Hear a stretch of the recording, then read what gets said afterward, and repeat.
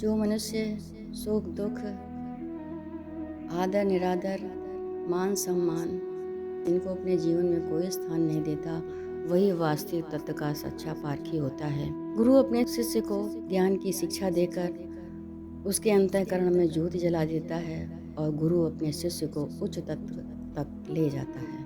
आज की कहानी इस पर आधारित है कि एक राजा को अपने मान सम्मान पर अत्यधिक घमंड था, जिसकी वजह से वो हमेशा सोचता था कि जो हम करते हैं वही सही है। जबकि गुरु ये शिक्षा देता है कि इंसान के अंदर ईर्ष्या, द्वेष, काम, क्रोध, लोभ जैसी भावनाओं का समावेश नहीं होना चाहिए। तभी आप सच्ची भक्ति कर सकते हैं। भक्ति, साधना और सेवा यही ईश्वर की प्राप्ति के मुख्य साधन हैं। एक राज्य में एक राजा रानी रहते थे। उनके 2 पुत्र और 2 पुत्रियां थीं।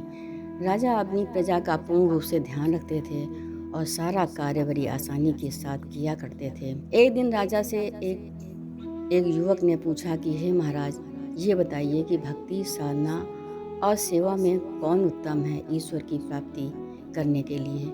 राजा ने कहा कि देखो, इस प्रश्न का उत्तर मैं तुम्हें कल दूंगा। इसके बाद राजा राजमहल में जाते हैं, भोजन ग्रहण करते हैं और सो जाते हैं। आधी रात के समय पर एक आकृति आती है और राजा से कहती है कि हे राजन, तुम जो कुछ भी कार्य कर रहे हो वह जनसाधारण की दृष्टि में तो एक पूर्ण कार्य है, लेकिन इसके साथ साथ तुम अपने को प्राणिवाद का सबसे बड़ा सेवक और विश्व का सबसे बड़ा धर्मात्मा मानते हो। इन सभी कार्यों के प्रति तुम्हारे मन में अहंकार और प्रतिष्ठा पाने की भावना है। तुम्हारा ये भाव प्रसाद डगमगाती हुई कमजोर नींव पर खड़ा है। इसे तुम सबसे ऊपरी मंजिल अर्थात स्वर्ग तक कैसे पहुंचा सकोगे? यदि आत्म सुख की प्राप्ति चाहते हो तो इन समस्त भावनाओं को अपने अंतःकरण से निकाल कर फेंक दो, तभी तुम एक सच्चे पूर्ण आत्मा बन सकते हो। हे राजन, संसार में मनुष्य का जीवन ईश्वर की कृपा से होता है, कल्याण करने के लिए होता है, लोगों का हित करने के लिए होता है, परोपकार करने के लिए होता है। जिस तरह से इस सूरज के उदय होने पर सारा अंधकार खत्म हो जाता है, उसी तरह से मनुष्य के अंतःकरण में जब ज्ञान का दीपक जलता है तो सारा अज्ञान खत्म हो जाता है। हे राजन, तुम अपने माता पिता, भाई बंधु, नाते रिश्तेदार, मित्र, पुत्र पुत्री और पुत्र बधुओं से अत्यधिक प्यार करते हो, लेकिन तुम उस ईश्वर से प्यार नहीं करते जो तुम्हारे अंतःकरण में बैठा हुआ है, जो हमेशा तुम्हारे साथ रहता है, जो हमेशा तुम्हारे साथ चलता है, जिसके कारण तुम्हें ना असफलता और निराशा का कभी मुख नहीं देखना पड़ता। हे राजन, संसार के समस्त जीवों को परमात्मा की कृति मानकर उनसे प्रेम करो, उनमें ईश्वर को देखो। जब तुम उन्हें परमात्मा की कृति मानकर उनसे प्रेम करोगे, उनमें ईश्वर के स्वरूप को देखोगे, तभी तुम सच्ची भक्ति कर सकते हो। इसके बाद राजा की आँख खुल जाती है। राजा उठकर बैठ जाता है तो महारानी पूछती हैं कि हे राजन, क्या हुआ?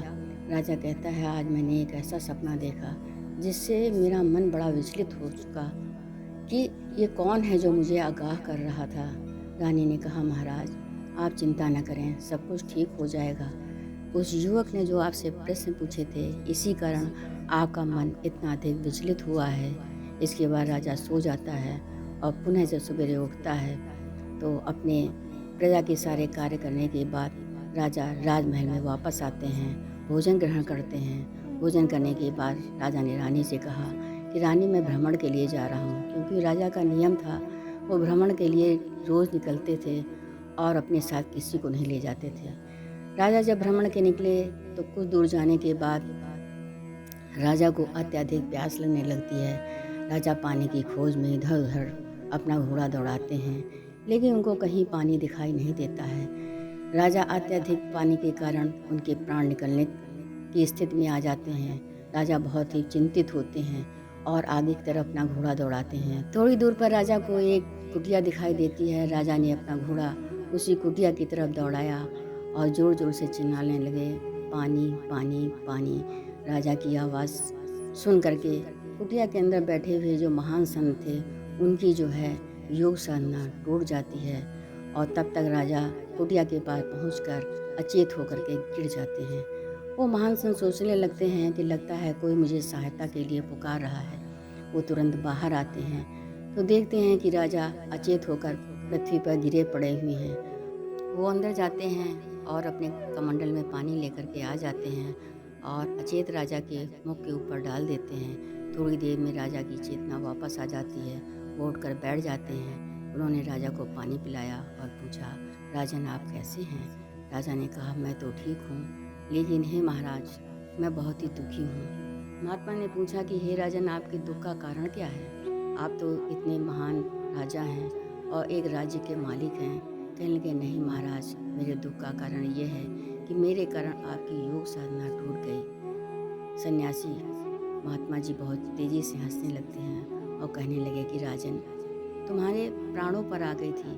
तुम्हें पानी पिला करके मैंने तुम्हारे प्राणों की रक्षा करके ईश्वर का ही तो कार्य किया है। भक्ति, साधना और सेवा ये तीनों ईश्वर के कार्य हैं। इनके द्वारा ईश्वर को आसानी से प्राप्त किया जा सकता है।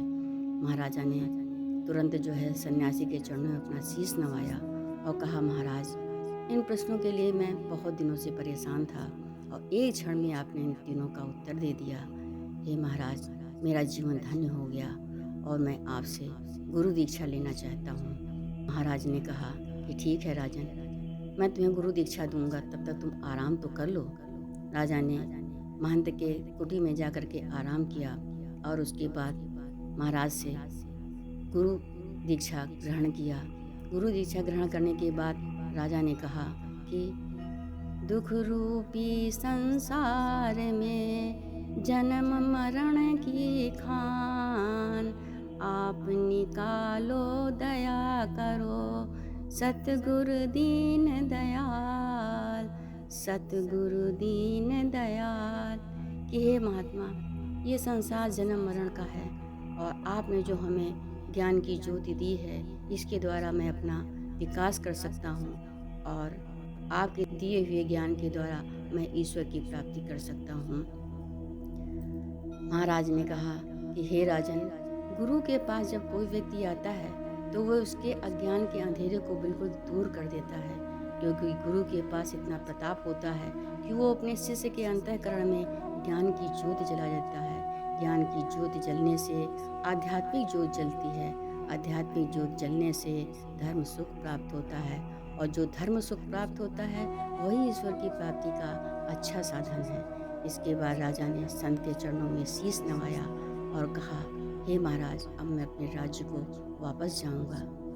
संत ने कहा, ठीक है राजन, जाओ, खुश रहो और अपनी प्रजा का ठीक ढंग से पालन करो। इसके बाद राजा अपने राज्य की तरफ आ जाते हैं, अपने राज्य में प्रवेश करते हैं। राजा को देख करके महारानी ने पूछा कि हे महाराज, 3-4 दिन तक आप कहाँ रहे? कहने लगे, रानी, मैं जिस प्रश्न की खोज में इतना परेशान था, एक महात्मा ने मुझे क्षण भर में उस प्रश्न का उत्तर दे दिया। आप अंदर चलो, मैं तुम्हें सब कुछ बताता हूँ। उसके बाद रानी राजमहल के अंदर जाती हैं।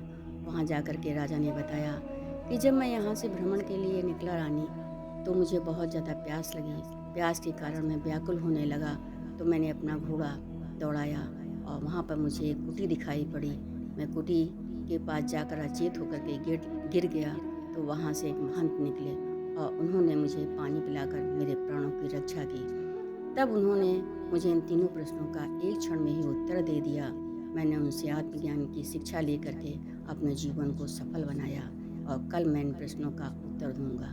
दूसरे दिन राज दरबार में राजा ने उस युवक से कहा कि जब राज दरबार लगा हुआ था कि परमात्मा की प्राप्ति के लिए मनुष्य जीवन में हमेशा प्रयत्नशील रहता है कि मुझे परमात्मा मिले, लेकिन परमात्मा की प्राप्ति के लिए हमेशा किसी महंत से जुड़ना पड़ता है और भक्ति, साधना और सेवा ये तीनों ही परमात्मा की प्राप्ति के साधन हैं। इसलिए आप लोग संसार में रहने वाले जीवों से प्रेम करें, क्योंकि प्रेम के से ही सब कुछ जीता जा सकता है। संसार में अगर आप किसी से प्रेम नहीं करते तो किसी भी वस्तु की प्राप्ति करना आपके लिए आसान नहीं है। जीवों से प्रेम करना परमात्मा का मुख्य उद्देश्य होता है। इसके बाद राजा ने कहा कि आप लोग इन नियमों का पालन कर अपने जीवन को धन्य बना सकते हैं। दरबारियों ने कहा कि महाराज, आपने मुझे जो उत्तर दिया उससे मुझे अत्यधिक सांत्वना मिल गई और मैं आज से समस्त जीवों से प्रेम कर, ईश्वर से प्रेम कर अपने जीवन को सफल बनाने का प्रयत्न करूँगा। इसके बाद राजा राजमहल के अंदर चले जाते हैं। तभी हमारे ग्रंथों में लिखा हुआ है, राम ही केवल प्रेम पियारा, जान ले ही जो जान निहारा। प्रेम से बोलो परम संत श्री ठाकर सिंह महाराज की।